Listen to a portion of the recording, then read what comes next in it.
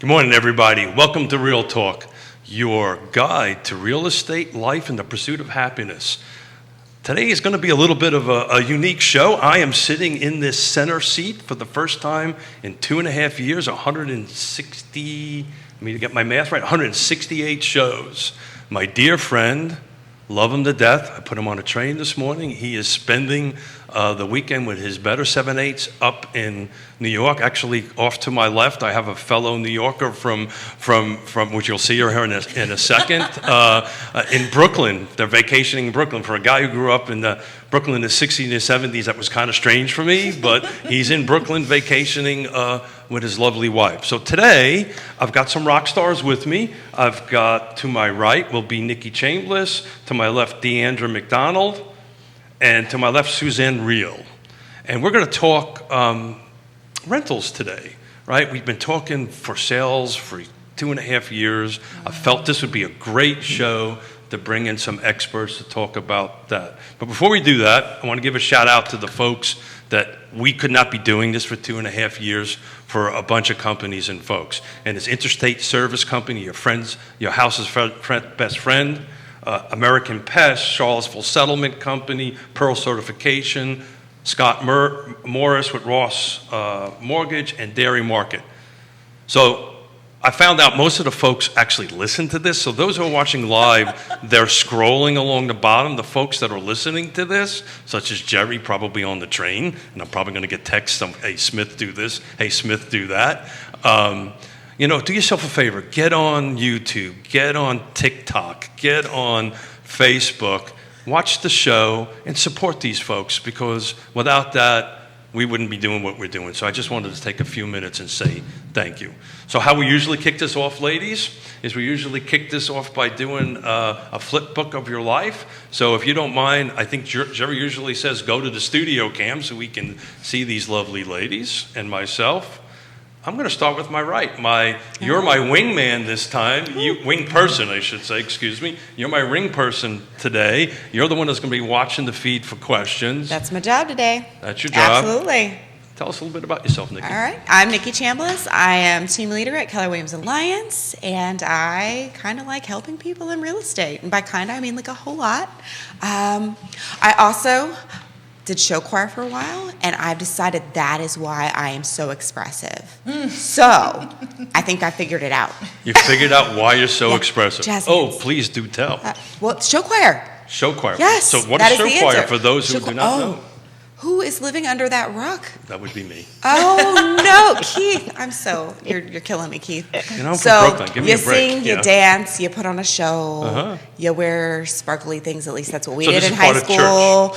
No, did you just say part of the church? Choir. Well, no, it was high school, and for some people it was college. They made some movies about it. It's not the same in the movie as it was in real life. The movies are way more entertaining. See, shows you how much I know. Oh my gosh, I got to send you links for movies and all the things. And you and Keller Williams Alliance is also a sponsor. I've missed out in the intro. Oh, I apologize, Quentin Beckham, who's probably going to yell at me.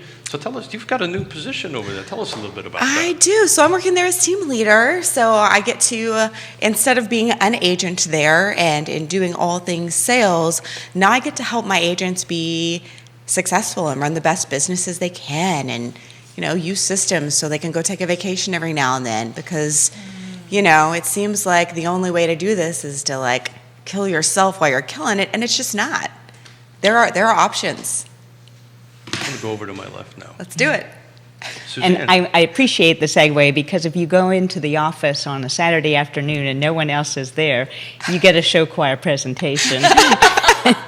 Oh, tell. It is, just a quiet. You're singing in the office. She didn't think anybody else was there. Oh, really? Yeah. Did a great. Oh, no, stop. You've got to talk about that. It was wonderful, though. Wonderful presentation for sure. So going from music to music, I was a church musician probably my entire life, and my mother was, and I was a full-time church musician, and decided that I wanted to change careers and do something very different. The beautiful part of it is it was service, and it is still service. And that's the part I love about property management, in the fact that we're still serving people. And I enjoy meeting a lot of people and helping, just like So it Nikki. wasn't a pivot, really, right? In many you just ways. moved service to a different level. So tell us about Ally. What do you guys do? What how many homes are you currently have on your portfolio? And So all it's that a fun full stuff? service management company, and we provide assistance for tenants finding homes. And obviously, the first contact is the owners who have rental units that there are investment properties, and we help tenants link to the right property. So a little later, we're going to talk about how you can actually help people and get connected to. You're helping my wife and I, and which was a direct result of these two young ladies. So Deandra, I'm going to let you introduce yourself, and I'm going to tell that story when you're done. Absolutely. So my name is Deandra Mcdonald. I am a real estate investor here in Charlottesville. I own properties all around Central Virginia. I started as a teacher. Well, I started as like a lab tech, worked my way into teaching, and then started buying rental properties to help supplement that super high teaching income that you guys have heard so much about. And now I do real estate full time, so I manage my own properties, which maybe I can pass on because I'm over it. Well, that's kind of why I've got you guys sitting together. Totally welcome. Right. Would love that. We're always the source of the source, so there you go. I manage my own properties, but I also teach real estate. So that's kind of where I was a teacher of biology. Now I teach real estate. And so on Instagram, on TikTok, on Facebook, one-on-one coaching, that's where my primary source of income comes from now. I really want to take a deeper dive into that a little bit later, because what we all do, even though we're in the service business and we're in the general real estate, in essence we teach folks. It's a teaching process where we help people guide them through. So a teacher's really a guide. Yeah. My youngest daughter is a teacher. She is out in Seattle. Our youngest daughter, I should say, and I believe she's up and watching because I see her on the feed at the moment. So, honey, she had a conversation with me the other day. She goes, Daddy, maybe I should get my real estate. Maybe I should do that. So I'm gonna have to make sure that she watches this and learns from you. Absolutely. And watch some of your TikTok stuff, which is super cool. So. We regularly talk about ownership here, right? So I kind of want to just open this up to rental property, and I'm probably going to start with you, Suzanne. So we hear this on the feed all the time. There's nothing to find. Rentals are in such are hard to find. They're pricey. I don't really know where to take this conversation from here, but we get a ton of these conversations on that stuff, and I just kind of wanted to throw it to you to see, if folks are frustrated, what advice would you give them? What counsel would you give them? Does that make sense? It does. I think that every time I do a search, even through our own properties and that are available, I think it's just patience, just waiting for the right time for the right property to become available. So we do that on the sales side. So it's really not that we don't. My wife and I do not do rentals. We're about ready to get back into rentals, which we will talk about that here in a minute. But so where we talk about this all the time on the show. Where do we see trends going for rentals and so forth and so on? So anybody wants to jump into that, where are we seeing the rental market going? So I can say right off the bat that I feel that we are able to ask higher prices right now, because I'm seeing a lot of tenants who are being, their leases are not being renewed because their owners have decided to jump into the sales market, so they're losing their homes, and I sense that there's more concern out of finding a home for, let's say, a 3-bedroom house for a family because owners are selling. So you're where seeing they've a been lot renting. of that then? Yes. So that's even making the rental market worse, right, Deandra? Yeah, when I talk to my clients in particular, single-family homes are not the way we go for rentals, because single-family homes are expensive to upkeep, and we also don't want to overcharge people either. So I imagine a lot of my clients are also dropping a lot of their single-family homes just because it's not worth it to keep as a rental when I can get so much more money if I sell it, especially in this market, or if I rent it out to different people. So to renters, sometimes it's like, let's talk about you buying, because it might not be as far out of your reach as you think. But I'm seeing a lot of people start to shift to a little further away from like the core, especially in Charlottesville, going a little further out, which has its own issues, right? Because you have to have reliable transportation, you have to be able to have reliable schooling or quality schooling. But that's where I'm seeing at least my renters start to like look outside of the core of Charlottesville, but also start to see like, how much does a house actually cost? If we can get you some grants, if we can get some help from systems, like, can we get the price more manageable? I'm glad you brought up grants, because Suzanne and I had a conversation before, and you're doing some awesome work in grants to help folks pay their rent, correct? Correct. Can we talk a little bit about that? Yes, and we're working on our third grant application right now. We've been able to help folks to the tune of over $10,000 in back rent, and certainly the owners are really happy about that. But I can't say enough positive things about Virginia Housing Grants. They've been great to work with, and it just is a couple of months' work with all the paperwork to make sure you get everything turned in. But Virginia Housing has been fabulous, and it's been a great fit.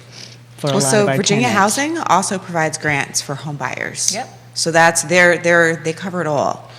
So what I'm hearing is there's help, right? There is. Those who watch the show know I'm part of the Thomas Jefferson Planning District Commission. We've just received some substantial grants, several $1 million to help rent, to help folks stay in.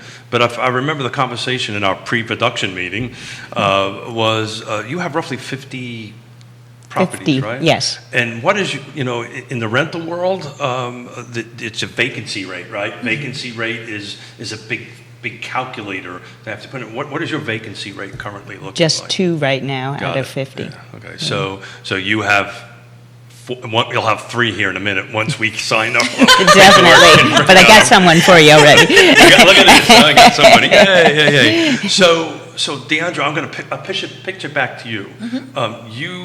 You do this awesome TikTok teaching thing. And Yeah. I use the word thing because I'm trying to figure out how to describe it, and I think you would do a much better job than I would ever do. But what I understand is Keith and Yona Smith want to buy their first investment property, or they want to get into owning a home.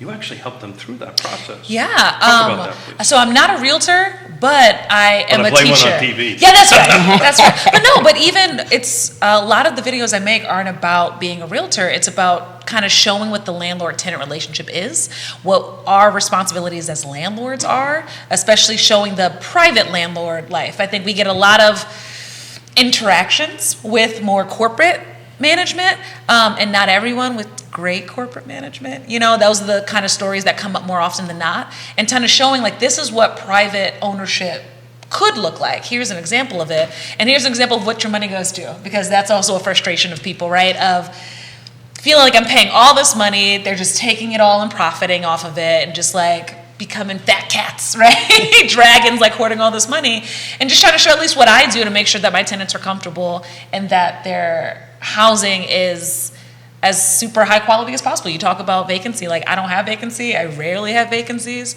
and that's because I try to be as active as I possibly can, because it keeps me paid, but also keeps my tenants happy too. And you brought up Virginia Housing, we talked about helping tenants with grants, but also even like with COVID relief. So when I leave here, I'm heading down to one of my buildings to work with 2 of my tenants who need relief, who need some help, and instead of going through the eviction process, we're going to fill out the paperwork, and I know it's coming, so I have time to wait the 2 months for it to come and pay the back rent.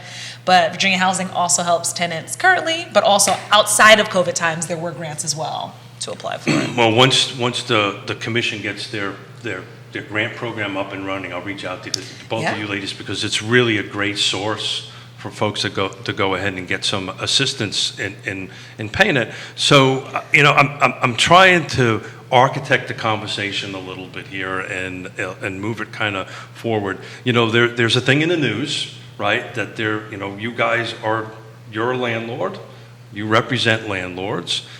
We look like we have some more mortgage rent relief coming in from the state, but there's moratorium on eviction. Are you seeing any of that, or are you guys handling it in-house? I hear you're handling it in-house. Is that quite kind of what you guys Yes, are doing? we are also handling it in-house. Okay, so Yeah. so explain that a little bit how that works. So, So I'm a landlord, I'm a tenant, I can't pay my rent. What is the tenant's next best step?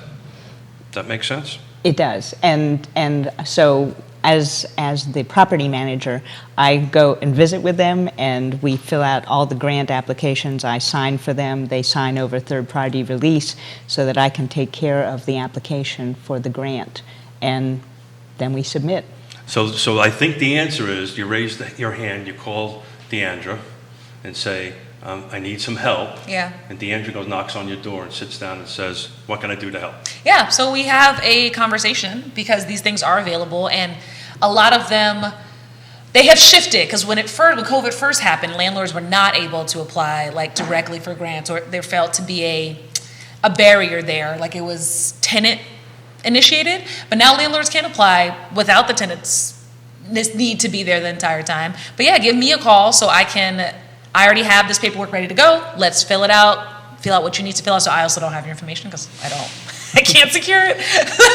And then we submit it. And if you weren't going to qualify, because I've had one person who didn't qualify because she wasn't under the stress that they deemed necessary. It's like, hey, let's talk about a payment plan. Like, what can we do so we're not super far behind? Like, what are the options available to us if you and I talk? But if we don't do that, right, if we just kind of put our heads in the sand, then that's when the eviction processes have to start. If you go 3 or 4 months and you're not picking up your phone, if you're not answering the door, if you're not responding to mail, then at that point we would have to move to eviction. It's the same thing in the ownership perspective, right? Yeah, right? exactly. If you can't make your payment for whatever reason, the first thing you need to do is reach out to your servicer, or your real estate agent who helped you through the transaction, or your loan officer who helped you through the transaction, and say, look, I think I might need some help. What's available out there? The forbearance is still going on. That's a great opportunity for folks to get in and help that. Well, before we move on, Yeah, I do sure. want to just say hello to some people who are watching. Yeah, sure, Can we please do that do real that. quick? Yeah, So we've please. got Johnny Ornella says, good morning, guys. Hey. We've got Yona there giving us all a shout out. Thank you for being here, which is amazing. I'm Like watching that. it. Nicholas Look at the camera, stupid, Murphy, because that's literally what Bill McChesney. We got Joyce Washington from KWA Oh, popping cool. in. So Kelsey And Waters. Any questions on the feed? No questions yet. I will definitely That's let not a you know problem. when We I can have go ahead that. and do that. Oh, Neil, of course. Neil is Williams, here. yeah. Neil, We love Neil. Neil, God love him. He sent me an email this morning and said, I'm around the corner. If you need me to help, I'll come in and Great. I need help, Neil. Oh, so we just got a question. Cool. Kevin Higgins says, as property owners and managers, what has this pandemic taught you that prepares you in the event this happens again? So, 2.5 years, 186 shows. This is what I love about what I do, what we do here. I could not have thought of that question. Thank you. So, Deandra, you want to tackle that? Yeah, for myself and my clients, it's reserves are key. When we are to be a quality landlord, you've got to have reserves. Like, we're not blowing all the money on the house, we're not blowing all the money on potentially unnecessary upgrades. You have to have reserves in the bank, because the reason I feel comfortable waiting 2 or 3 months to get paid is that there's money in the bank already, Yeah. right? I'm not stretched super thin. I can make payments. If no one paid me at all for the month of August, I can still cover all of my mortgages, which makes it easier and less stressful for me to do my job. Sure. So even moving forward, like making sure you have a substantial chest, the bigger your portfolio goes for issues like this. So, what do you keep, about 3 months? Yes, 3 months, and that's zero people pay. So, Wow, that's awesome. That just makes it, and let me also say, it took time to build that up for all the properties. It wasn't like the day I bought, I had 3 months saved away. But as I buy now, that's part of my formula, is to make sure I have that money ready to go. Brilliant. What do you see, Brilliant. Suzanne? So this is just on humane level, is just the acts of kindness that are necessary Yeah. to support our tenants when they're really going through tough times. And that's important to get out here, folks, right? Everybody kind of thinks the big, bad landlord Don't look like a big bad. You look like a Very awesome person, very sweet with excellent little fingernails. I'm sorry that. Can I also add Sure. that I think something else landlords will do and continue to do is keep their eye on rent help programs even when COVID is over. So I was already like with Section 8 and other housing help before COVID, but I wasn't as involved with Virginia housing as I've been, but I will continue to look for those to have them ready. So if a tenant in 2 years calls me and COVID relief is done, maybe there's something else that we can start right away instead of having to search then and bringing up that stress later on. So, Nikki, any other questions on the feed that you saw? No questions yet, but I do feel like one thing I want to say that I feel is not just within this room is sometimes I think people are a little bit afraid to get into investing. It seems like a lot, but what I'm hearing everybody say is there's solutions. Yeah. There are solutions. There is help out there. It's worth it. I know it has been for me. There's rarely one issue that will bring a whole thing down, right? So which means that there's always a solution to something. Like if we have to fix a fridge, if you don't have the money right now, can we get you a Home Depot credit card that you have a year to pay off? Like there's always, because there's rarely one thing. And if it was, it probably was big enough that you shouldn't have bought in the first place, right? If the roof was caving in and it had people, then maybe you should have just not bought that property. But there's rarely one thing which takes away, at least for me, that fear that one mistake or one choice can bring my whole portfolio crashing down. So maybe you should have hired a trusted advisor. Yeah. So that's part of what we're trying to do here, right? We have trusted advisors, we have real estate, we have an awesome teacher and also educator here, and we have a real estate property manager. But I've been trying to work to this one issue, and anybody who's ever watched the show, no, we're from New York. We're open books. I'm an open book. I'm going to share. Personally, Yona and I went through the Great Real Estate Depression. Yeah. I don't call it a recession. It was a depression. Just by the grace of God and a lot of hard work, we kept everything together. We kept our family together. But we went from very well to below zero. And I was on vacation, listened to your 2 interviews with Jerry and Quentin Beckham, and made the decision to get back into rental. And we're going to be buying our first rental property since investment property since 2007. Wow. And I'm doing a little bit intrepid, but you 2 ladies motivated and inspired me to do that. But not only that, you know what we're doing? Guess how we're funding this? You go ahead and let me know. That's seller financing. There you go. There you go. So we are seller financing it. And I kind of want to talk a little bit about that because for others, I've done it quite a bit over the decades. For myself, it's just the first time I've ever done it for myself. I've helped clients do it. I've helped commercial deals do it. I help other folks doing it. So I want to tackle that a little bit on seller financing because it's not that complicated. It's actually pretty good. But Deandra, you did a really good job with Quentin explaining the right circumstances. And it's all about figuring out what the seller's world is. And that's, in our case, it fell in. So you want to tackle that a little bit? Absolutely. So for those of you watching who don't know what seller financing is, seller financing or owner financing as it's sometimes called, is when instead of the bank lending you the money in order to get the property, the seller, who often owns the property outright, will act as your bank. So you will still have to put down a down payment potentially, right? That's negotiable, but they will carry the lien against the property. They will carry the note for you, which means you don't have all the fees that comes with the bank. You don't necessarily have all the qualifications that come with the bank, and you pay them. So you can pay interest-only payments if that's what you want. You can also do a amortized note over time with the balloon due at the end, or if it's long enough, just pay it regularly till eventually end out. But the reason owner financing is so great is because, number one, it's definitely going to be cheaper for you in terms of fees. So that's always great.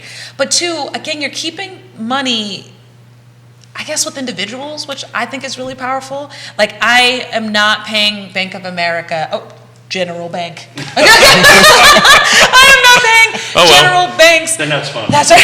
We're good. To necessarily get bigger, I'm keeping the money in-house. And this has happened with people who maybe got inherited properties that they don't necessarily want to move back into, but they don't want to sell what their grandparents or their parents have worked so hard for. Hey, or lose the asset completely. It's, hey, let's make some money off of it in the meantime. It helps people keep their taxes down. It helps keep renters in properties. And so that's why I'm a super big fan of seller financing. So let's talk about our specific case. Okay. I can't talk about who, what, when, and where. But where this came in was we helped a client buy a home up Northern Virginia. Unfortunately, he lost his wife, so he was a widower. Which one is male? Widower. Thank you. A widower on that, and he said, "Hey, we want to sell a house," and he said, "But I'm going to get slammed with capital gains." Yeah. And he goes, "I don't need the money." And you literally outlined this exact scenario, and I'm talking to this guy on vacation, and I went, "Oh, this is what we can do." And literally, that's what happened. And so I had a conversation with them. I said, "You need to double check with your CPA. Please double check with your tax professionals and your legal professionals on this stuff. We just play real estate agents on TV here." But so what happened was I said, "Look, we'll give you a little bit down payment. We'll do a 7-year balloon on it based on a 30-year amortization on that end of it." He got a little bit of money. We're going to get a beautiful townhome in a nice neighborhood. That's awesome. What we're going to do is, with this wonderful help from Suzanne, we're going to try to keep the number a little bit lower than the normal market, so we can help some folks, because I think the math is working out. We're fortunate. We got a little bit of reserves that we can throw into it on that end of it.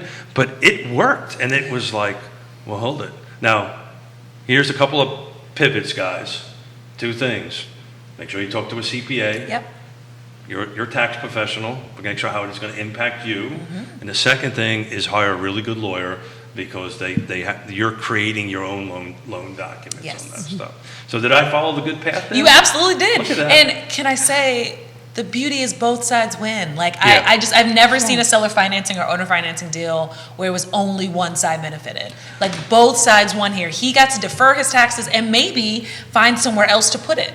Right? So it gives him some space as well, the seller, right? Gives him some space to find another building or a property or wherever he wants to put the money, instead of frantically selling. Case, he just needed a little bit of money for living money. Yeah. He got to be proactive instead of reactive. And that's a beautiful We've got thing. a great comment addition to this conversation. Daniel says that he did owner financing with their first purchase, and at a younger age, due to them at the time paying cash for everything, but they had no credit.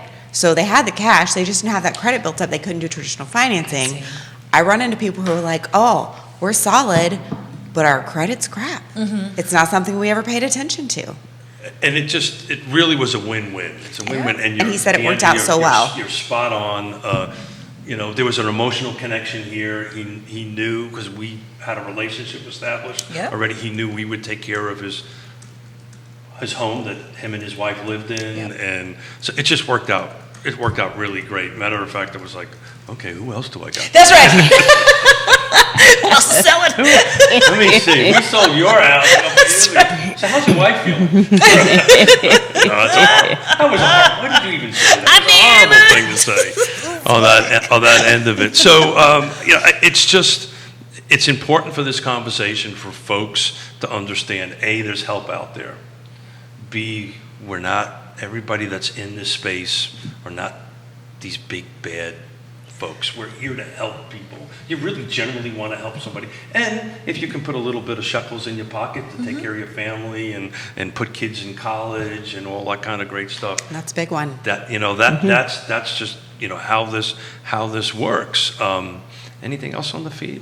Not at the moment, but I feel like it's going to come in. But I love how you mentioned having something to help pay for your kids' college, because what a lot of people end up doing is delaying or deferring retirement by years to be able to pay for increasing college costs. Well, I just want to personally, in front of whoever's the whole world here that's watching, thank you, because we would not be doing that. It's part of our retirement plan. Yes. It's amazing. 2008, we went from having one to not having one. Yep. Right? And then we've been slowly rebuilding this, and it's the plan. I will tell you, I'm sweating now, not because of the interview, because I'm nervous, right? It's this is a big step for us to go and do, but we know that we have trusted advisors that are going to help us through the process. Suzanne, what Ally Property Management does is literally, I said, look, this is what we're buying. What can I do with it? And matter of fact, you were over in the property within minutes, looking at it and saying, this is what we can do. This is what you need to do. So let's talk a little bit about the process, right? Somebody that wants to get into this. We figured out seller financing is an opportunity, right? Everybody's going to pay attention to Deandra's TikToks and learn how to do this, right? But what's my next step with you? What do I do to have you help me? Sure. So when an owner gives us a call and says, I have a property, one of the first things I do is check out the property online, but very quickly, or as quickly as possible, go walk through the property, see the area, give them an estimate of what I think the rent could be. Also evaluate, just as you said, the rent could be here if these are the appliances, or we could base it here if we put new appliances in because of the location. Certainly walkability is huge, especially for grad students who we love to rent to, and med students. So. Speaking of which, do you do student housing? Not undergraduate. Not undergraduate. You do graduate. Mm-hmm. Yes. Very happy with grad students. Yeah, so why are you smiling so much? Well, let's talk a little bit about why you don't want to do undergraduates. And not because of any personal experience, just I've heard the stories. Oh. And my predecessor, Linda Maxwell, who actually handed us many of her properties, did not rent to undergrads, and I just felt that was a wise choice. And, I know one of the reasons that I was taught not to be wary of undergrads, it's just that there's a big turnover with undergrads. Sure. They don't always stay in the same place, especially if they're coming already as third or fourth year, or juniors or seniors, sorry, if they're already coming as upperclassmen. Well, I think we're in Charlottesville, so it has to be first year, second That's right, year, third and fourth years. The turnover can just be really high. Just because every year they're moving out because they're graduating, and that's awesome, but that makes life a little more difficult on our end, where grad students, if they have longer programs, or even if they have a 2-year program, the odds of them sticking in one place, or me getting to offer a 2-year lease because I want you to stay in one place, is so much simpler, and it allows me to keep the rent costs down because I don't have to deal with that every year. I'm going to ask you a question, Deandra. So there's a lot of conversation. I sit on President Ryan's affordable housing team, and there's talk about moving second years on campus. Yeah. How do you think that's going to impact the market? And Suzanne, you can tackle that one. So I imagine it'll impact older owners less because they owe less on their properties. I think people who have maybe bought in the last 5 or 6 years, if they bought pretty high, that can make life maybe a little more difficult for those landlords because their mortgages are so high. I saw a duplex on the market, like less than a mile, Cherry Avenue, so right behind the hospital. 7 years ago, that duplex probably would have gone for like $180, Yeah. and I saw it on the market for like $450, which was just like, but if someone bought there thinking they could get those super high undergrad prices, and then the undergrads are no longer there, I can imagine that person might be under a little more stress because those super high renters. So why is undergrad rental so high? It's high because of, part of it, I think, is because of turnover. Like knowing that you have to turn over the unit, knowing that it might not be in the best shape when you get it back to turnover. And security deposits only go so far because of normal wear and tear. Undergrads typically want to also live in larger groups. I don't know a lot of people who are looking for individual housing. So if you have a house of like 8 people, that can be difficult. But isn't undergrads normally charged, because we just went through this with our youngest daughter, by the room, right? Because they have bigger houses. So the upperclassmen, right, the masters and doctors, they rent the whole house. There's a very different scenario where you would have, because I remember we would just sign individual leases for that room, right, not the house and all that stuff. And that's why the math's a little bit higher, right? So if I have a home with 4 bedrooms and we're getting, $500 a room, then that's $2,000 versus a $1,500 a month 3-bedroom, or if you could even find that in Charlottesville. Right? Don't think so. I literally just realized what I said once I said it. Well, forget, I just did the numbers this morning. There's no such an animal as that. So let's pivot to that. What the heck's out there that people can rent, Suzanne? What's the rate? What if I have a client, or you have a client that wants to rent a 3-bedroom, 2-bath home, where are they going? Well, it's expensive, there's no doubt. We find that 3 bedrooms are running anywhere, depending, of course, if it's outside of Charlottesville. It's really all about location. You could actually find something for $13.50 or so, but other than that, you're paying in the city $24, $25, $26. Can I say, I promise, every time I come here, I learn that I'm underpriced. Every time I walk here, I'm like, my 3 bedrooms aren't getting $2,400. Maybe And where I are they need at? They're in Belmont. So maybe I need to call my management. I can tell you, Deandra, I ran some what's active in Charlottesville in car, right? So you use Zillow, you have other tools. All the tools I have available is car and all that stuff. The median in Charlottesville, this is detached only, 3 bedrooms, 2 baths, roughly 1,300 square feet. Would you want to take a gamble on what that's active at? 18? 2,000. Man. 2,000. The minimum is 1,000, which is 1 bedroom. This is active. This is what's currently on the market in car, right? This isn't what yours in your pool. Minimum is 1 bedroom, 1 bath, 600 square feet for $1,100. And So this, good for you. You're doing the right thing. I don't know if it is. This goes back to the buying well helps you at the very beginning too, right? That my properties are priced low and I make great profits already, and I don't feel the need, which is also, I guess, why my tenants aren't leaving. But I don't necessarily Also feel good. the need to raise the price, but it started with the way we purchased, right? The people who purchased that duplex I talked at 185, if they purchased it all those years ago, no matter how the market fluctuates, barring a full-on collapse, we'll do pretty well. Because even to drop it $500 or $600, if your mortgage is only 8 or 9, you're still doing pretty well considering. But if you're buying at the top of the market, or you're not following all those fail safes that are put into place, you can be in a rough spot, or having to charge $2,000 just to make $100 or $200. So we've got another commenter Cool, here please. just Thank you, asking Nikki. about Nikki, rentals you at the just Lake jump in, Monticello. Okay, well, I'm working on that. So, but one of the things that's being asked about is rentals at Lake Monticello. But one thing I do want to share is that rentals generally aren't listed in our listing service. Totally. Sometimes they That's are, correct. but that is not the main. And I think that's a challenge when people come in from out of town looking for a place to rent. They're like, can you please help me? It's like, yes, I can guide you on how to do this process. But really, it's about connecting with those property managers and with the homeowners who are leasing out these properties. Yeah. Well, when we get that phone call, it's call Suzanne. Exactly. Yes. Yes. It's very simple.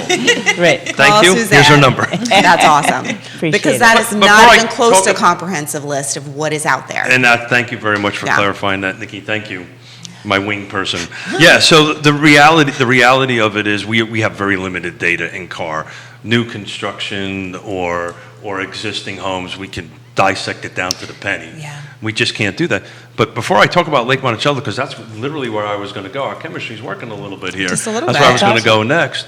Deandra, how do you find your tenants?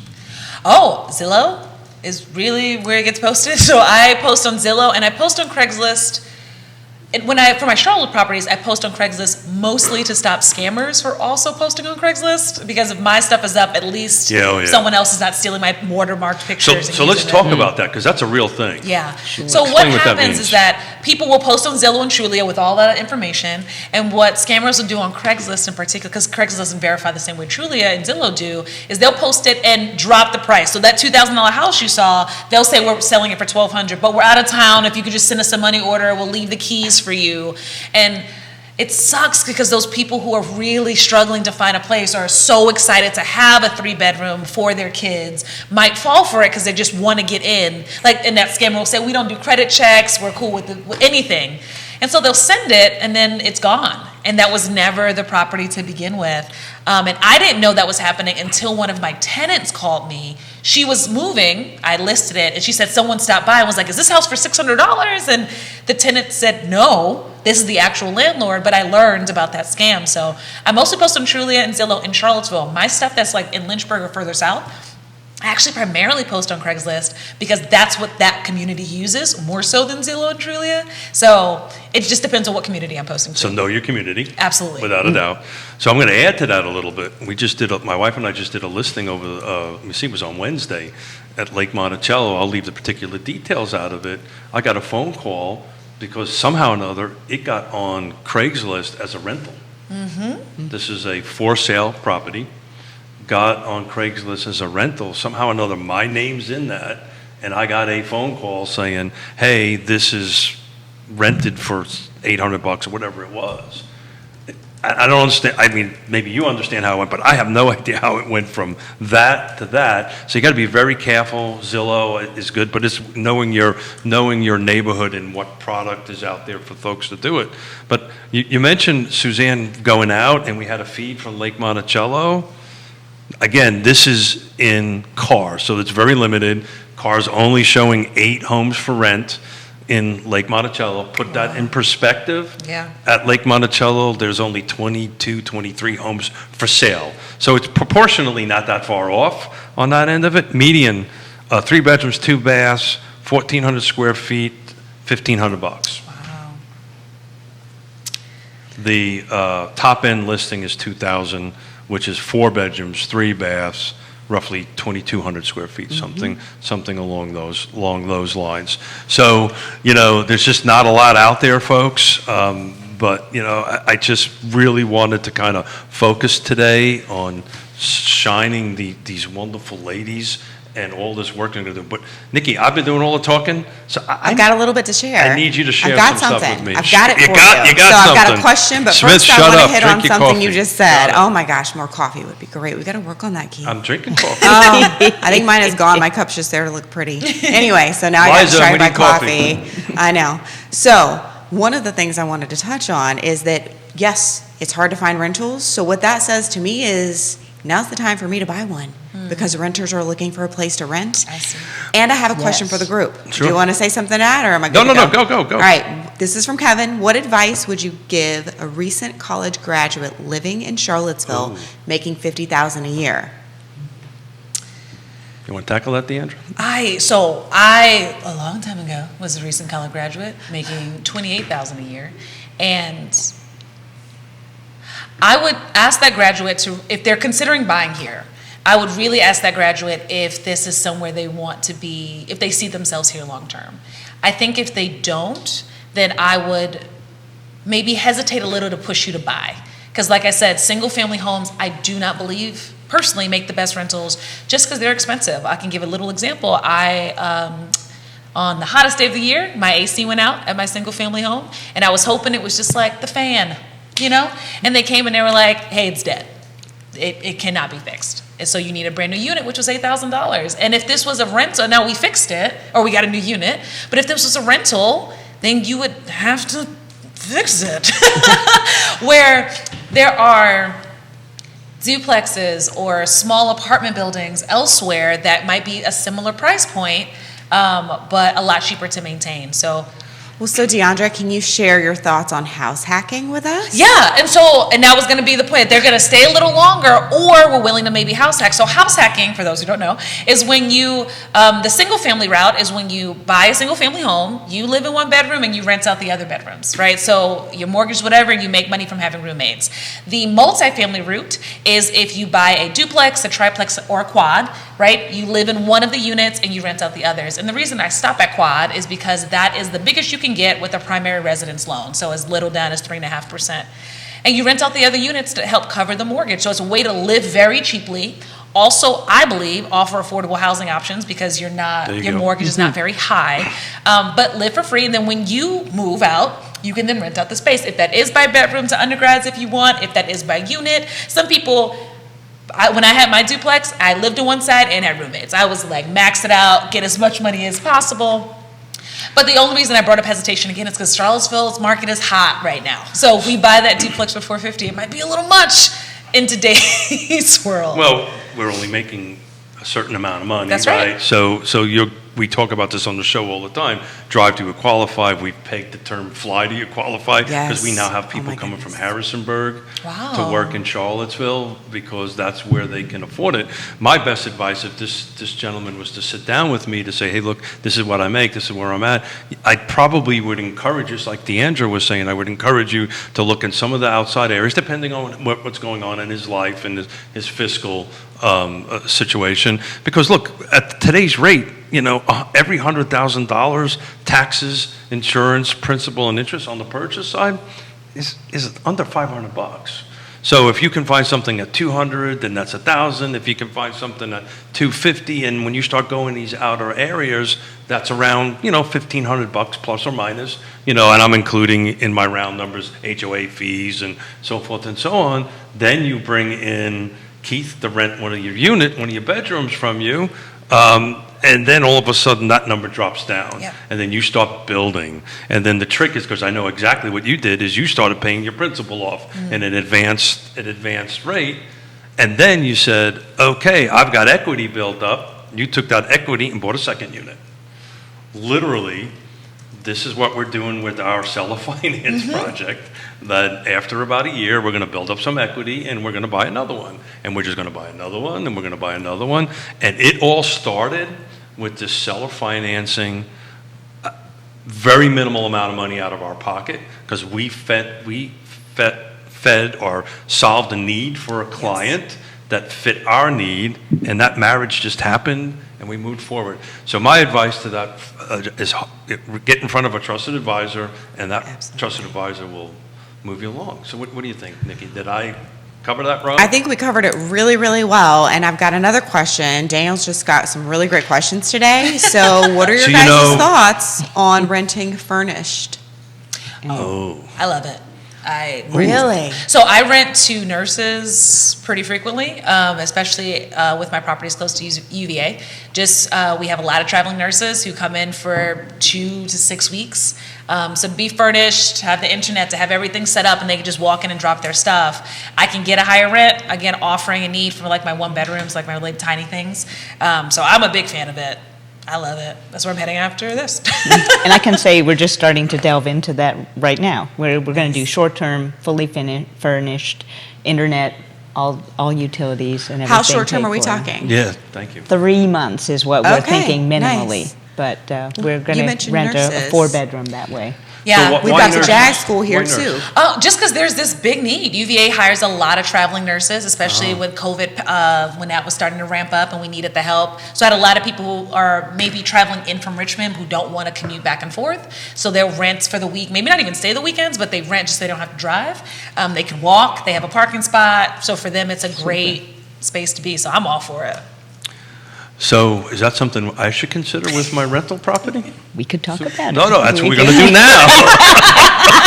That's what we're trying to do here. Well, we can look at the figures and see. So tell me more. we're having this conversation. Right. Tell me the benefit of that. Tell me why I should consider, because we can do that in our homeowners association that we're going to be part of. Nice. Tell me why I should consider. What's the benefit of considering this on a 3-month? And then what's the downside?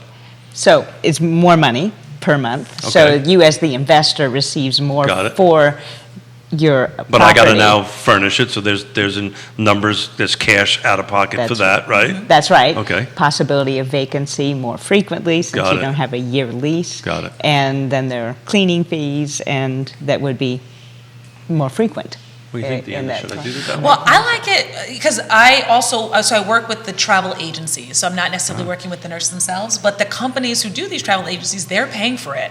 So it's like, there's a cleaner, so I'll just use that money to pay for a cleaner, and you built it in. And you know how long it's a little more work, I guess, in the sense of like finding it. But if you work with the same agency, you know when their end date is. They pay up front for the 3 months. And so I have 3 months to now find another person. But the difference between rent for me would be, maybe I could get $800 for this. Oh, I guess based on these numbers, higher. But I could, openly would be maybe you should hire. That's right. It would be maybe $850 for the 1-bedroom, but I could probably get $2,000 or $2,200 for it furnished without like batting an eye. So that huge jump is definitely worth me doing a little extra work on my end to keep it rented.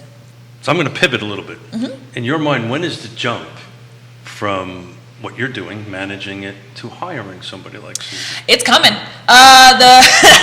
Originally, it was because I just didn't have very much money. And so, There you go. thank you. Nicely done. I was house hacking, as Nikki brought up earlier, and I was making $28,000, and every dollar I could keep was worth it. So even paying that extra $200 a month was like, that's my student loan payment. So I would rather keep it and try to figure this out on my own instead of moving. But now I have 30 units, and like I said, I'm a little tired, and I'm flipping properties. I teach. And you're driving from and I'm different driving 2 hours. locations. Yeah, it's.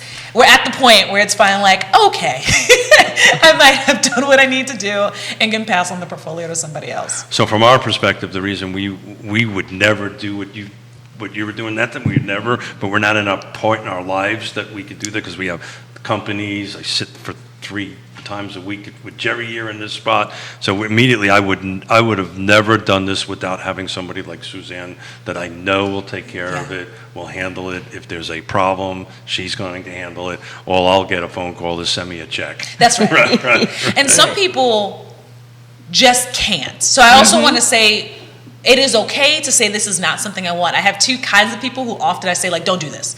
Number one is the too soft-hearted, right? Who don't keep up rules, who don't have the ability to hold down a hard line of quiet hours, of rental due dates, of application requirements. It's all about systems. That's right. And the other one is who are insulted too easily, right? So if someone doesn't pay, if someone is maybe a little angry on the phone and your immediate reaction is rage, then maybe we should hire someone else to be the in-between person because you're going to lose your stuff if you're too crazy as Yes. Well, you're really good at that. You're really good at navigating and making people feel comfortable. Even wanna though we're keep- fellow New Yorkers, I just felt very I want to keep up with the conversation Yeah, sure. going. And so every time I said Daniel, it has been a comment from Daniel Pettit. Am I saying that correct? Dan Pettit. Dan Pettit. Dan So Pettit. Mustache- I had not mustache said Dan. the last name because I didn't want to butcher No, yeah, it. it's mustache Names Dan, are Dan. important, Hey, you Dan, know? how you doing, sir? So Thank you for doing he's it. also given a. I will tell Yeah? you, when this show is Yeah? over, Dan will call me Nice. and critique everything I've done wrong. Go after it, Sitting in Dan. I this mean, seat. be nice Don't enough. critique but Sitting in this go seat. get him.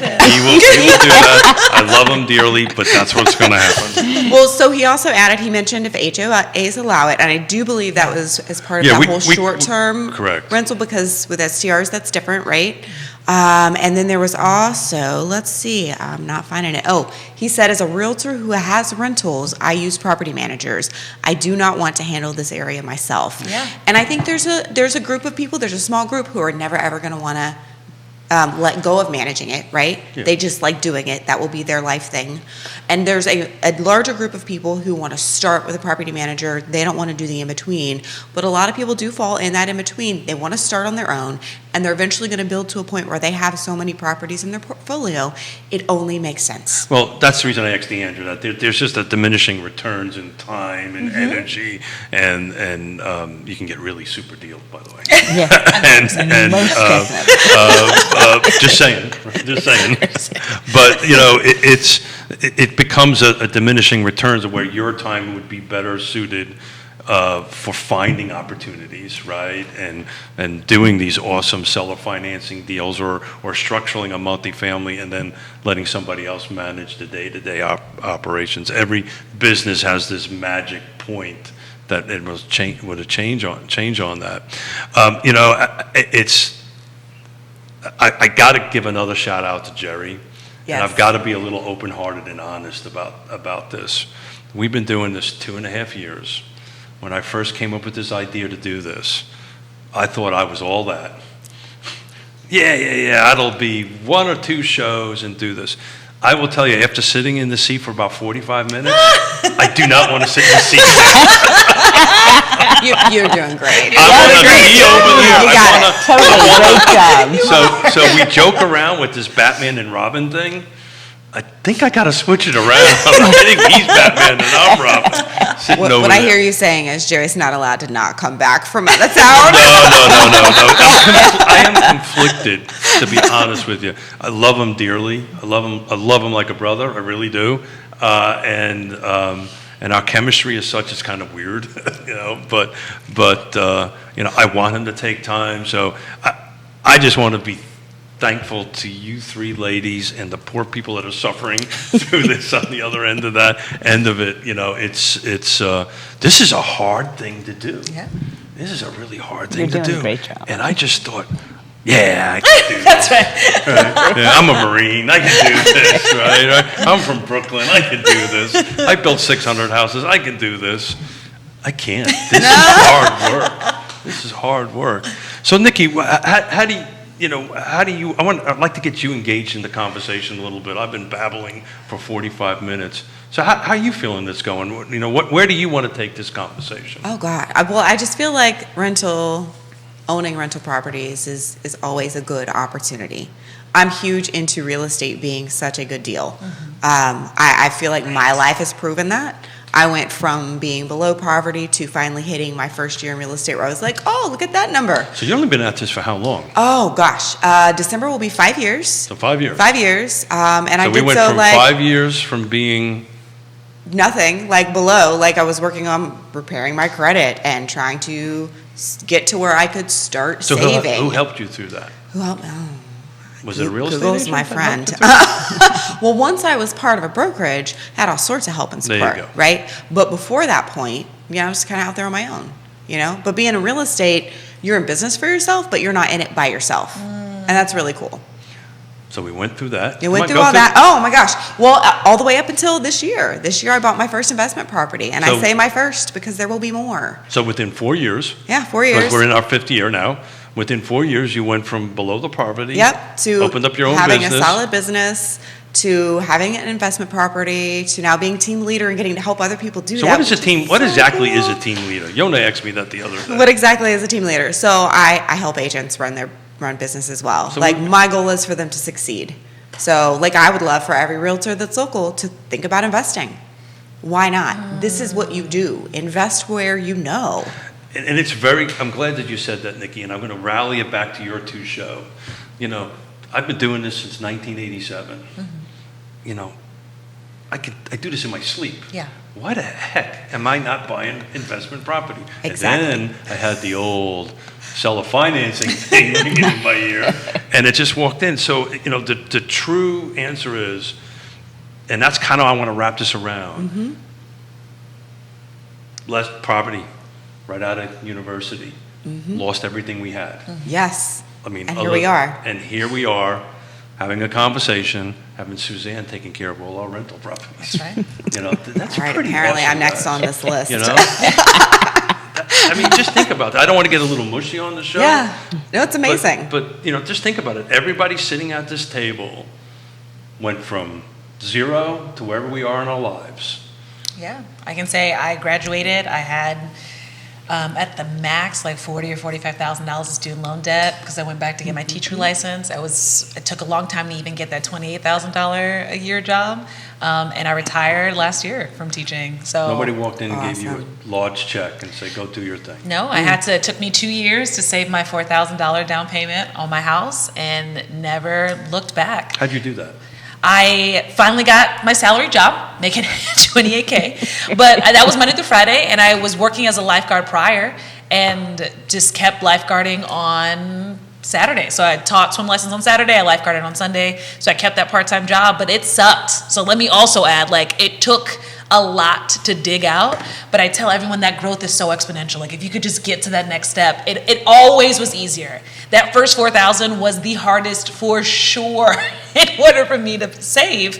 But once I did it, I bought my first property in 2015 and was able to fully walk away from teaching by 2020. And probably could have done it sooner Good if for I you. would have just believed that Exactly. was okay for me to Yes. do. That's exactly right. But yeah, so now I run multiple businesses, and even now, I don't touch the real estate money.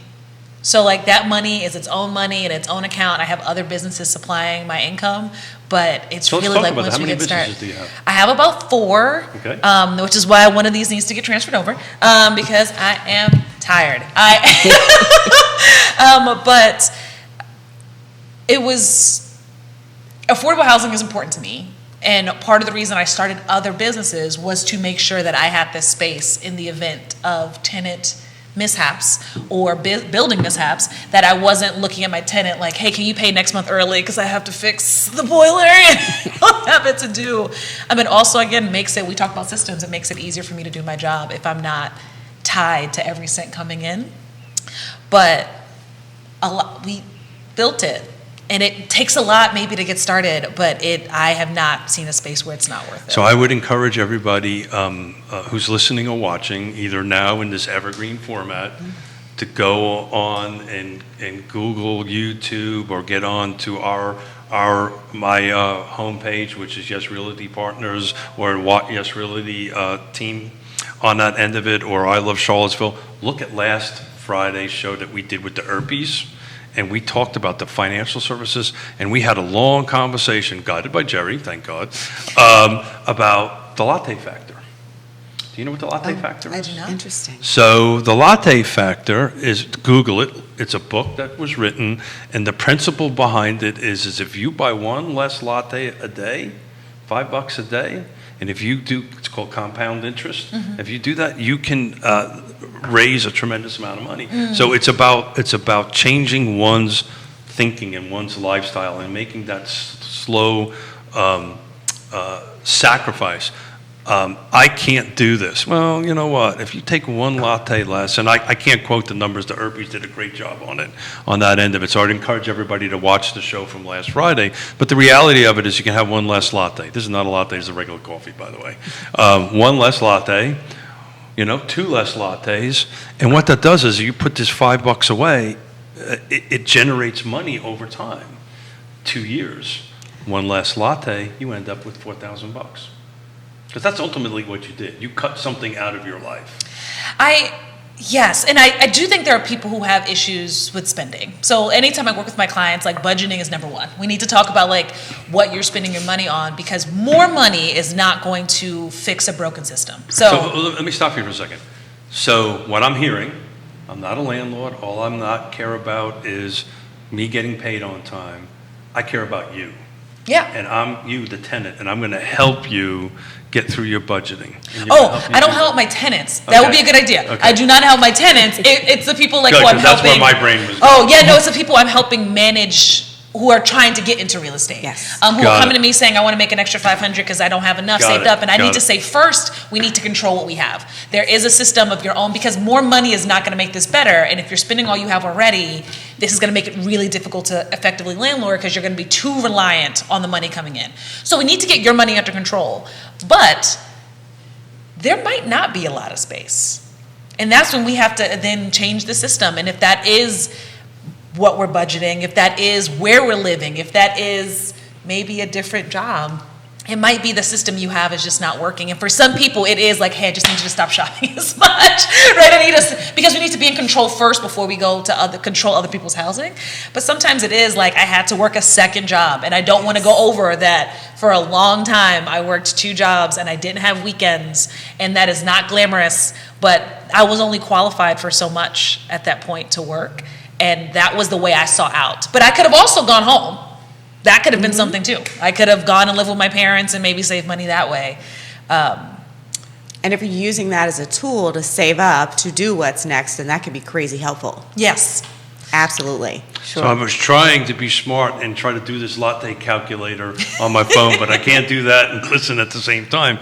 But I wanted to see what the math would turn out to be, and I suspect it's close to if you do one latte less a day for 7 days straight over 2 years, you've got your $4,000. And that goes to like, because everyone is buying a latte every day, and so. Yeah. But like I said, the people who are overspending, we do need to just get into control of our budget. There are little things we can give up. But I do understand that there are people who don't feel like they're overspending. I don't think we were people who could have given up a latte once a week and it would have helped, because I wasn't buying a latte, period. Certainly not one daily. Sure. And I felt that like my weekly Sunday bodos, like if I have to give up it's a $3 bagel, please, can I have something? Please, I can't eat spaghetti again. And I get it, right? Yeah. I'll tell this story. You said you were a lifeguard. Our youngest daughter is a former Division I swimmer. Wow. She's an athlete. done lifeguarding, done all that stuff, and and maybe I'm going to overshare here, and Mrs. Smith is probably going to yell at me after this on this end of it, but I tell the story all the time. So when we have an 8-year difference between our oldest daughter and our youngest daughter. Our oldest daughter's 35, our youngest daughter's 27, and she just turned 27 the other day. Happy birthday, sweetheart. And so when our oldest daughter graduated high school, she got a two-year-old brand new car. No, it was only 2 years old. When our youngest daughter graduated, we were at zero. We had a client that couldn't pay us. There was a death in the family on that end of it, and we got a 1992 green Ford Escort station wagon, and it was, honey, here you go. And, that was the reality to her. And she drove, and I made a promise to her that if you graduate high school, by the way, it was our first Smith to ever graduate high school, was my youngest daughter, ever. I'll buy you a new car. And I forgot all about it. She sure as hell did. There's no way. Walked out of JMU, and she literally grabbed my hand and said, we're going to the car dealer. And we went and got a car deal. But the point I'm trying to make is that these were the sacrifices everybody needed to make. This was the sacrifice that my daughter needed to make, because she didn't, at the age of 18, what the hell does she know, right? Yeah. Hold it. How come I didn't get a BMW? Well, this is life, and this is how this goes.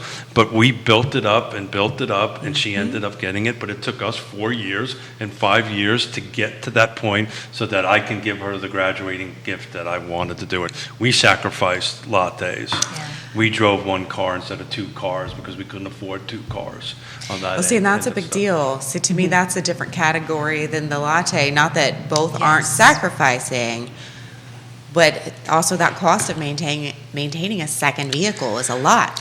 Yeah. So, Deandra, when Jerry's back in this seat, I want to bring you back on because I'm super passionate about affordable housing. I chair Land Trust, which is affordable housing. I chair the Regional Housing Partnership. I'm on all these different commissions that I've been working literally for 10 years to try to do this. We're making some wins. Yeah.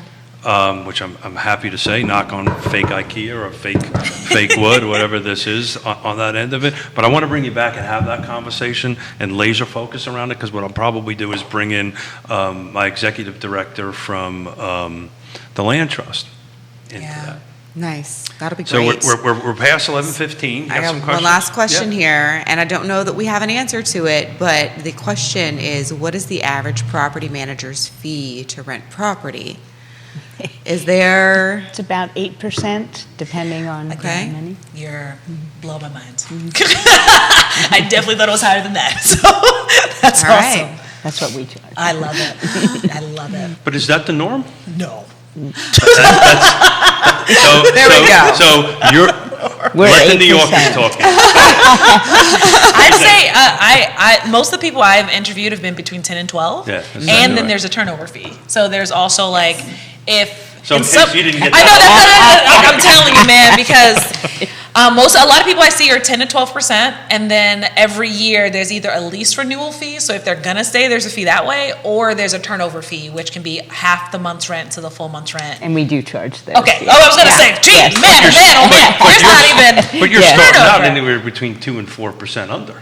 right? Yes, absolutely. Which do you have a lease renewal fee if they don't Yes. lease? Yeah, but even again, But it's small. keeping people in the house is also great. And look at that gorgeous smile. I know. Just the joy and the Oh, happiness. okay, so we're getting more questions in. Yeah, sure, So Kevin's please. asking, given the wedding business here, the wineries and breweries, and the fact CVille is a destination now, why rent versus Airbnb? So long-term rentals versus short-term rentals. Well, Airbnb is different. So Airbnb is Yeah. not the short-term rental we were talking about earlier. To Yes, get that out is of true. the super short-term, I guess, you got to be 30 days or longer in the city, or 31 days, I guess. So longer Well, than 30 and days. then as Dan was mentioning, it also on what's depends on allowed. the HOA, Yeah. and which was the homeowners association, whatever covenants you're going to. So for instance, in Lake Monticello, you cannot rent anything less than 6 months. Right? And so there you go. You're doing 6-month rentals. You can't do daily, even though it's a golf course community, can water ski, Yeah. blah, blah, blah, blah, blah. Bring your You boat. cannot do you're not supposed to. Yep. If it happens or not, it's a different story. Or not end of it.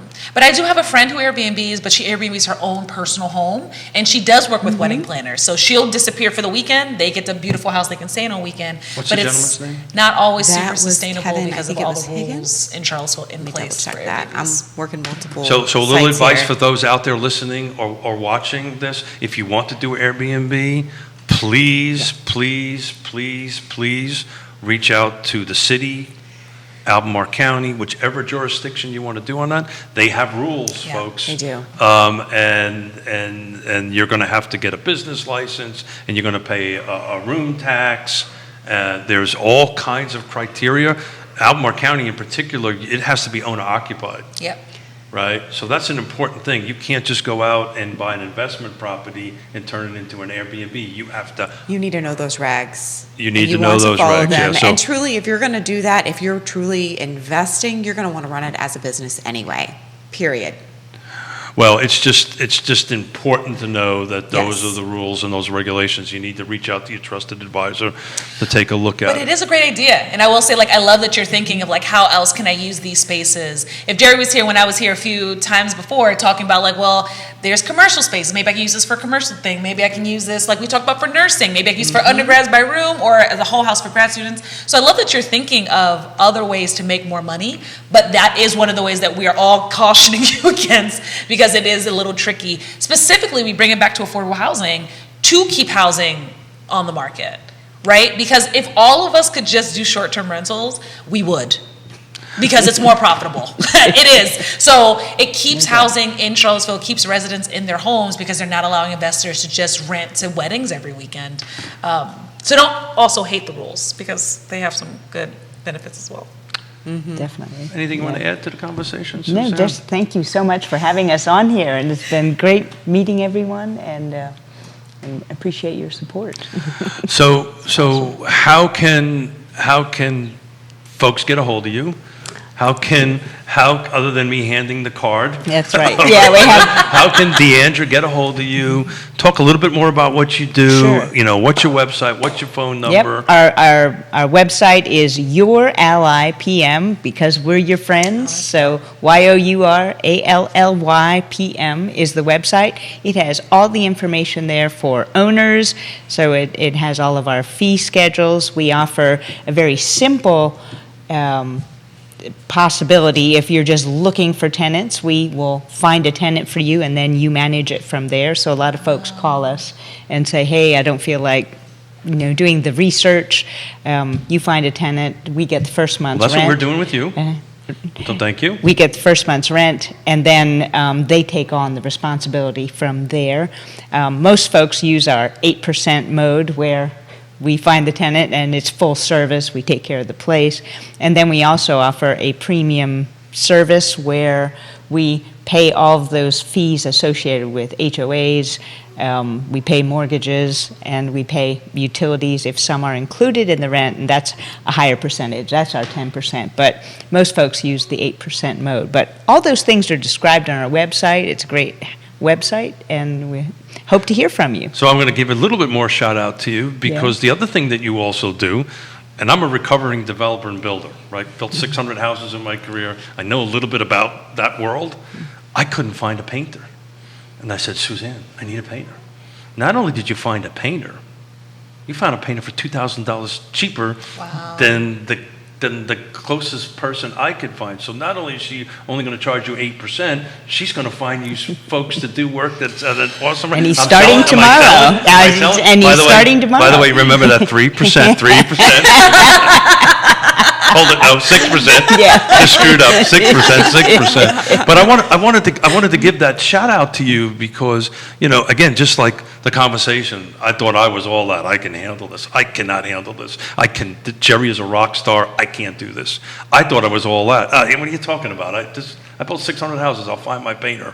And I was like, oh man, I don't have time for this. Find myself a painter. And you did it, and you saved me $2,000. So thank you. Thank you very much. I'm not paying any more money, but thank you very much.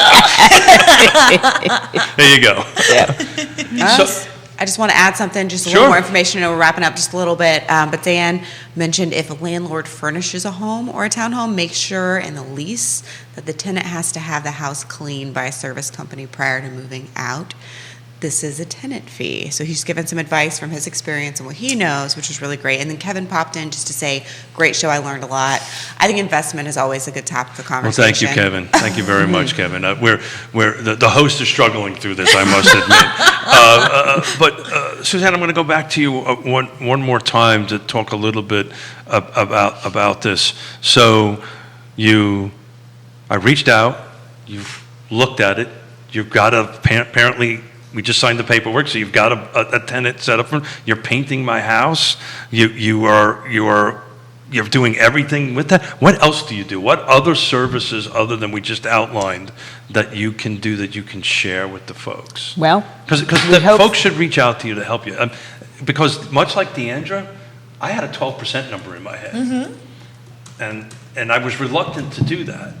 I was reluctant to reach out the phone because I didn't want to have this awkward conversation about, oh man, I can't Especially afford that. 12% for not full service. Yeah. So I also want to add that too, of like, Oh, it was my. the 12% for them to get the phone call to call me. It's like, well then what are you here for? If you're just going to call me to ask me to do all the things, like you can't fix these things for me, then you're just collecting rent, which we do online, so.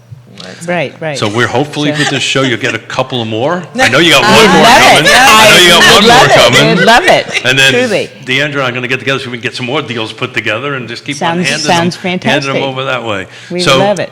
tell me- So you did ask me what else we provide. Yeah, I mean, sure. our website is really 24/7. The owner has access to the lease once it's signed. They also know financially exactly what's happening with their property, so they can look at the accounting. They know what they're going to receive. We have a budget schedule where we work from the 10th to the 9th of each month, and then on the 10th, the owners receive a statement and receive their rent, ACH, their owner draw. So and would you go we- out to like Lake Monticello, Buckingham? We have properties Sure, out there. Sure. We do. We So- stretch all the way to Richmond too. So on the Monday Market Monitor. All right, got it. Triple M. Triple M. Well, Nikki will be there. I will be here. Jerry hopefully will be here. Jerry will please be here. Short vacation. Come on, Jerry. No, I'm so happy for him that he's taking time off. I truly mean that. I mean that with all my heart and soul. Absolutely. On that end of it. And I'll just get better at this. Never Yes, as you good as will. him, though. But we're going to actually talk about Buckingham. We're going to Yeah. talk about some of the outlying counties. Please chime in if you can, Deandra. But what we're going to talk about is what the trends are going out in that way as far as price point. Because ultimately, as they talked on Monday, some folks chimed in on Monday and Tuesday on the Tuesday show, the definition of affordable, we're talking affordable, means different things to different Oh, yeah, people, for sure. right? Some folks think of affordable is at one number and affordable is at another number. So what we're going to try to We're do is having different tackle. conversations. Yeah. Man. Yeah. And that also affordable and low income are not interchangeable. I think that is something Yes. like, especially in Charlottesville, in some places those might be interchangeable words, but they are not here. They Those are. are two very No. different definitions based on what the city says. So, and Well- I brought up, so we're talking about Buckingham, another rural county. I invested in Lynchburg and like towards Danville. And my one, again, the one bedrooms, we have 800 to 1250. My one bedrooms in some of my more rural county spaces are like 400. So, again, what they think is affordable is Location. completely different from what is affordable in the city of But Charlottesville. to push back a little bit, do you have an idea where those folks are working? So a lot of my stuff down there is very rural. So they're all traveling into Lynchburg or traveling into Danville for like their jobs. Which is how long of a drive? About 30 minutes. Okay, that's not. Yeah, so it's equivalent to the Waynesboro, maybe Stanton. The Charlottesville. people travel from Stanton, equivalent, Dillwyn, Buckingham, but Well, I do it every day. Lake Monticello to here is about 20 minutes. wow, yeah. About So 20. and I'm in Scottsville, so it's about 35 for me to get into the city. Pretty but drive, though, isn't it? It is when there's not trees down. Yeah. It's beautiful. But yeah, so I'm glad you guys Yeah, are talking about those outer absolutely. counties because they also have a lot of like duplexes and like the properties I bought were like converted motels that were abandoned and like converted into other things. So Please do look at Mills Outer So I also I missed a little bit of a feed at some point. Uh-oh. So Domingo Murray said, hello, good morning. Thank you. Nicholas said, you rocked at Keith Batman forever. Johnny popped in and was like, Well, you're doing a good job. You want me to, I'm going to keep going. So I have to Everybody's tell you, I like, met Nicholas for the first time yesterday. I kind of got a man crush on him. Oh, He's pretty okay. awesome. He's pretty an awesome dude. well, he Awesome proved dude. his awesomeness because he kept going. So Jamie Turner says, crushing it, Keith. Oh, thank you. Nicholas came back and says, thanks for the shout out. And see a then little- gave us a link, see a which little was really blush. helpful. Yeah. What's that? See a little blush I know, coming. yeah. Oh, yeah. I'm very Go shy. Keith. Go Keith. Very shy. Very shy. I told yeah. my wife this morning, this is a big thing for me. Really? What we do here, right? Judah, Liza, Jerry, everybody at this table, we take what we do pretty seriously. Yeah. Everybody, I know everybody at this table done a ton of work and prepared here to get information out. And Judah's rocking it from behind the scenes Oh, yeah, back there. It's kind of weird because when I'm sitting there, I can actually see Judah. Yes. Here, all I see is a monitor, and then hands. Then Judah's straightened hands. All I see is a monitor, and below the monitor, there's all these fingers going around, doing all like the this. things. So, Judah, thank you for what you do. Thank you for putting up with this and getting all these camera angles moving every way. Nikki, thank you. Always thank you Thank for you. having me. I love it. You ladies rock. Thank you. Any last Thank you last for words having before us. we go, because we're like seriously over. Absolutely. If you would like to follow me more, I am on Instagram, Facebook, and TikTok at Deandra McDonald or Simple Real Estate. Either of those two things, I will pop up, and I would love to see you in the social media neighborhood. Awesome. Thank you for having us on here. And give a shout to Ally Property Management and give us a call. We'll be happy to help you manage. I'm Keith Smith, Yes Realty Partners, filling in for Robin, Jerry Miller. Nikki Chambless filling in for Batman. I get to be Keith today. That's right, yeah. Oh. Keith for, well, maybe not a whole day. I don't think I can handle that, y'all. We won't make you wear the Batman suit. I'm definitely not getting in the Robin suit. That's for sure. Oh, that just made today the best one ever. That was. Thank you for putting some levity into the show. For those who don't know, that's the voice of the director Judah behind that big massive monitor. So at least we achieved something. We made Judah That's right. chuckle, which he usually Yes. doesn't do. But thank you. Hey, reach out to Intrastate Service Company, American Pest, Charlottesville Settlement, Pearl, Scott with Ross Mortgage, Dairy Market, and Keller Williams Alliance. KWA. And Allied Property if you need a rental, reach out to Allied. You want to learn some awesome stuff, reach out to Rachel. Deandra. Deandra. Sorry. Rachel. See? I know. That's your other So personality. Deandra, I have attention deficit syndrome. I swear to God I do. And I just got a message from Rachel. So that's what I saw. It went here, blah, blah, blah, came out that way. It's not Rachel, right? It is. Got it. Thanks, guys. Thank you very much. We're going to wrap up. Awesome. Please come back, Jerry. See you later, guys. Thank you.